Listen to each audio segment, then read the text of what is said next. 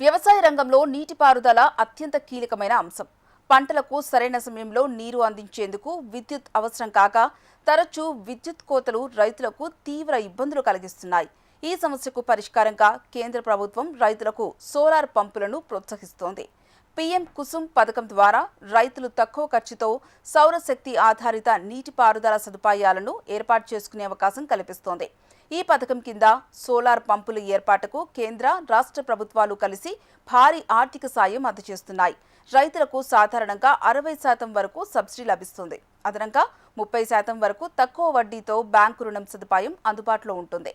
దీంతో రైతులు తమ సొంతంగా కేవలం 10% వరకు మాత్రమే ఖర్చు చేయాల్సి ఉంటుంది. కొన్ని రాష్ట్రాల్లో ప్రత్యేక నిబంధనల ప్రకారం చిన్న, సన్నకారు రైతులకు 90% వరకు కూడా సబ్సిడీ అందిస్తున్నారు.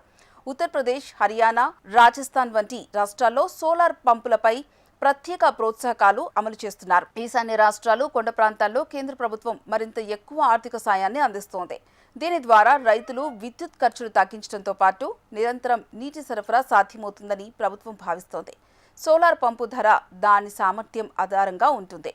సాధారణంగా 3 హెచ్పీ సోలార్ పంపు మార్కెట్ ధర సుమారు 1.5 లక్షల నుంచి 1.8 లక్షల వరకు ఉంటుంది.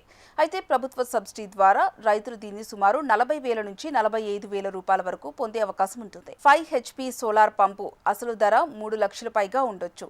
సబ్సిడీ పొందిన తర్వాత రైతులు పడే భారం సుమారు 60,000 నుంచి 65,000 వరకు తగ్గుతుంది.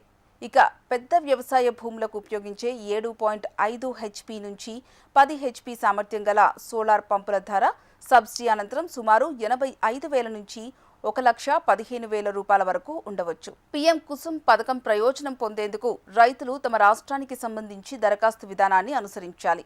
ఈ ప్రక్రియ రాష్ట్రాల వారీగా మారుతుంది. రైతులు కేంద్ర ప్రభుత్వ అధికారిక పోర్టల్ ద్వారా తమ రాష్ట్రానికి సంబంధించిన సమాచారం తెలుసుకోవచ్చు. సమీప వ్యవసాయ శాఖ కార్యాలయాన్ని సంప్రదించవచ్చు. సోలార్ పంపుల వినియోగంతో రైతులు విద్యుత్పై ఆధారపడడాన్ని తగ్గించుకోవడమే కాకుండా దీర్ఘకాలంలో సాగు ఖర్చులను కూడా తగ్గించుకునే అవకాశం ఉంటుంది.